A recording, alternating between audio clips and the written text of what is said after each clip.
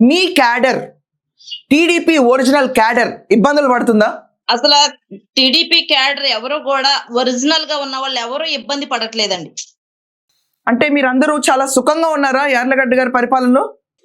ఎప్పుడైతే మన గన్నవరం నియోజకవర్గంలో యార్లగడ్డ వెంకటరావు గారు గెలిచారో అప్పటి నుంచి కూడా గన్నవరం నియోజకవర్గంలో స్వేచ్ఛ వాయువులను పీల్చుకుంటున్నారు అంతే. గన్నవరం నియోజకవర్గ ప్రజలు ఎటువంటి సందేహం లేదు ఇందులో.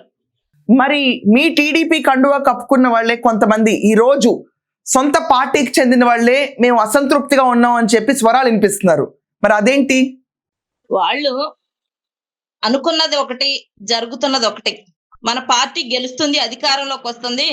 ఇదివరకు లాగే గత పాలకుల హయాంలో ఏ విధంగా అయితే అక్రమ మైనింగ్ జరిగిందో అవన్నీ చేయొచ్చు, దందాలు చేయొచ్చు, ఆ సెటిల్మెంట్లు చేయొచ్చు, ఇదేంటి కోడి పందాలు ఇవన్నీ సాగించొచ్చు అన్న ఉద్దేశాలతో అక్రమంగా సంపాదించాలన్న కొంతమంది ఇవేవి వెంకటరావు గారు గెలిచిన తర్వాత ఆయన అన్నిటికీ అడ్డుకట్ట వేయడం వల్ల వాటన్నిటికీ వాళ్ళు అసహనంతో, అసంతృప్తితో అలా మాట్లాడేవాళ్ళు. కేవలం వాళ్ళు అసలు టీడీపీ క్యాడర్ అనే వాళ్ళే కాదండి అట్లా మాట్లాడేవాళ్ళు.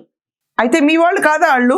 మీ జెండా మోసిన వాళ్ళు మీ వాళ్ళు కాదా? ఇప్పుడు మా జెండా మోసిన వాళ్ళైతే పార్టీ కార్యకర్తలు అయితే గౌరవ ముఖ్యమంత్రి వర్యులు మాకు ఎవరైతే క్యాండిడేట్ ఇచ్చారో వారికి అనుగుణంగా పనిచేసే వాళ్ళే మా పార్టీకి క్యాడర్ అవుతారు. కానీ వ్యతిరేకంగా వెళ్లే వాళ్ళు, వాళ్ళ కార్యక్రమాలు, వాళ్ళ అరాచకాలు, అరాచక శక్తులన్నీ కలిసి ఏకంగా దాడి చేయాలనుకునే వాళ్ళు పార్టీ క్యాడర్ ఎలా అవుతారండి?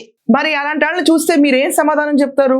నేను ఒకటే చెప్పదలుచుకున్నానండి, అట్లాంటి వాళ్ళందరినీ కూడా గన్నవరం పురవీధుల్లో చీపురు కట్ట తిరగేసి బాధాలనిపిస్తుందండి.